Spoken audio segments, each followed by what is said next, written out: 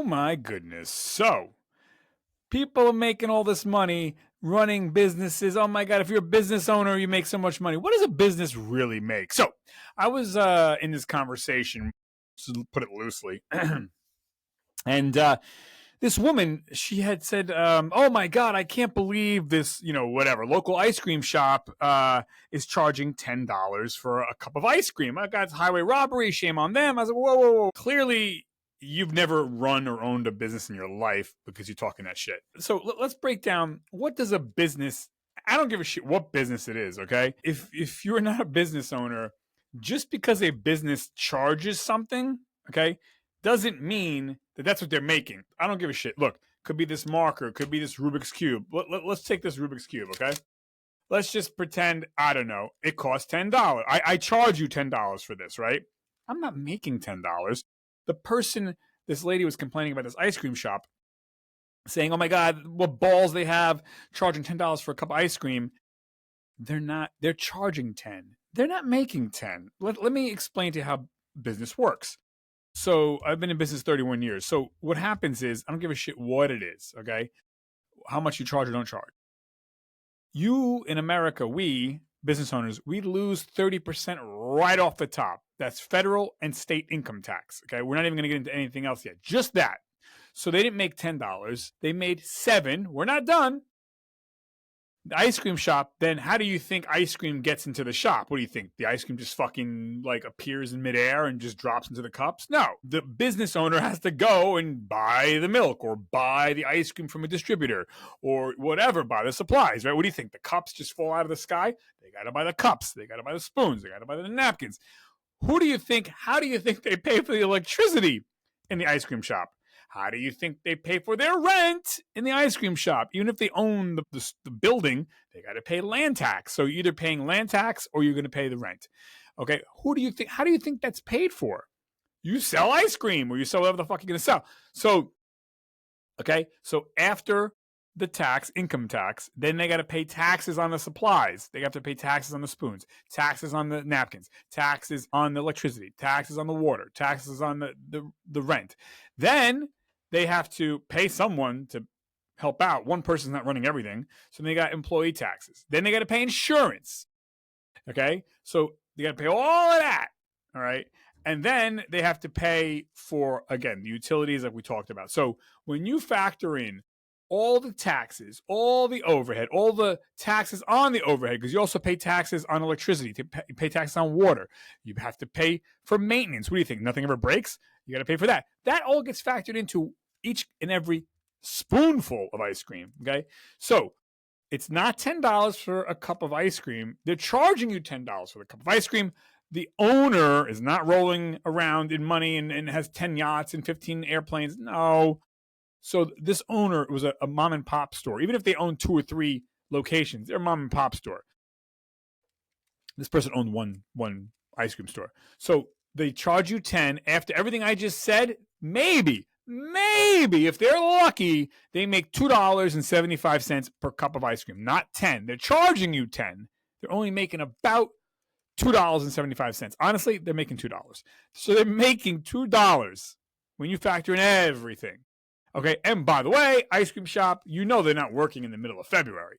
So they only got about, let's see, April, May, June, July, August, September, 6 months maybe to make money. And if it's a rainy day or a cold summer day, they're not making money. Yeah, so they're making about $2 per cup of ice cream. So people, cut the shit, okay? It's not what you think, especially when it comes to food services, perishables. Don't forget, the ice cream has to be sold. The milk doesn't stay good forever. That's another problem. Anyway, so, when you see people like, oh my God, man, they're making all this money. No, they're not. It's just not what you think. You have Chevy, right? Chrysler. Multi-billion-dollar companies that keep on getting bailed out from the U.S. taxpayer. The government keeps on bailing out Chevy and Chrysler. And these are companies that are quote unquote making billions. They're not. The airline companies, oh my God, they got the big jet. People get caught up in like, oh my God, a shiny thing. They must be making money. They're not. It doesn't matter. I don't care if you're selling a car or you're selling a pencil. a lot of times these businesses are being propped up by just, losses in the losses category, write-offs. They're not making, very few, 0.9% of businesses don't even make it past 5 years. Think about that. Talking about Chevy and Chrysler, they're only in business still because the government, us, taxpayer, keeps on bailing them out. They're not even profitable. So I know it sounds crazy, but, so just because people charge whatever $40,000 for a new car, they're not making $40,000. They're not. So, and again, I could charge you $10 for this. Doesn't mean I'm making 10. Only, so when it comes to stores, especially like storefronts, okay, the key is to open up as many as humanly possible. Open up 1 billion stores, open up 1 trillion stores. The more stores you open, then possibly you can make money. Hence why you see Dunkin' Donuts everywhere. Hence why you see Starbucks everywhere. Because one Starbucks, one Dunkin' Donuts, they don't make shit. One ice cream store makes nothing. I don't care. Even Ben & Jerry's. One Ben & Jerry's. If only there was one Ben & Jerry's, they would make nothing. You have to have whatever. They have hundreds, thousands of locations worldwide. Starbucks and Dunkin' Donuts and McDonald's. And these businesses don't make a lot. The owners, the franchisees or the owner, you have to, that's why they open multiple locations. That's how you make money. Yes, when you have 500, 1,000 locations as a conglomerate, as a total company, yes, you make money. But again, if there was only one McDonald's ever in the world, they're not making a lot. That person back in the 50s, the McDonald's brothers, they made some money, but they were middle class, until Ray Kroc, long story, but, franchise them, then you make money. So the ice cream shop, this guy owns one store. Lady, you don't know what you're talking about. Like they're just scratching by. I had a friend of mine that owned, quote unquote, owned a very famous ice cream chain of stores. Okay, she was a franchisee. Okay, I think she owned 5 stores. Okay, now you might think, oh my god, 5 stores. Oh, she makes $1 trillion. She was middle class. At the end of the year, she might have made maybe 100,000 a year, maybe 150,000 a year, maybe. That's from 5 stores. Think about that. The taxes and then the franchise fees and the overhead and the insurance.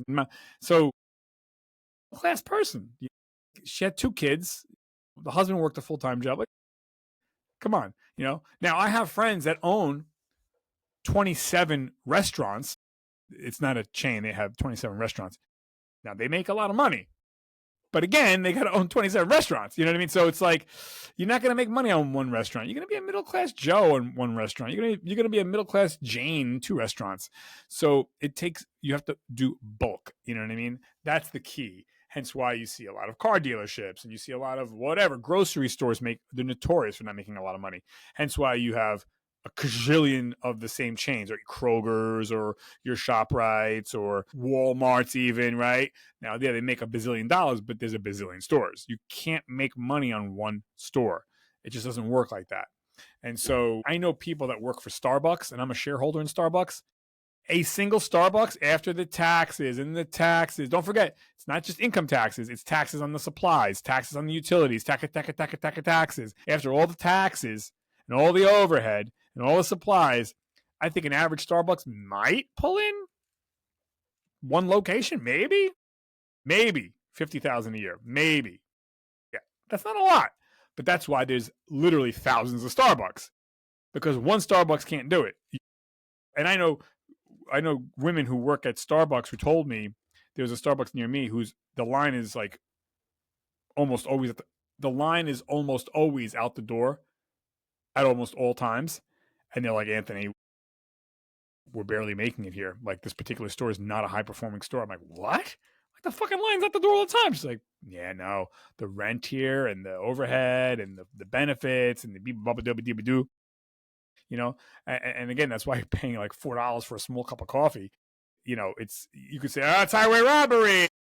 Yes, Starbucks does make a lot of money as a company because, again, it has thousands of locations, but one store makes it's a joke, So, so if you don't own a business, if you've never owned a business, you really don't know what the hell you're talking about. Anyways, hope that helps. I'm out of here.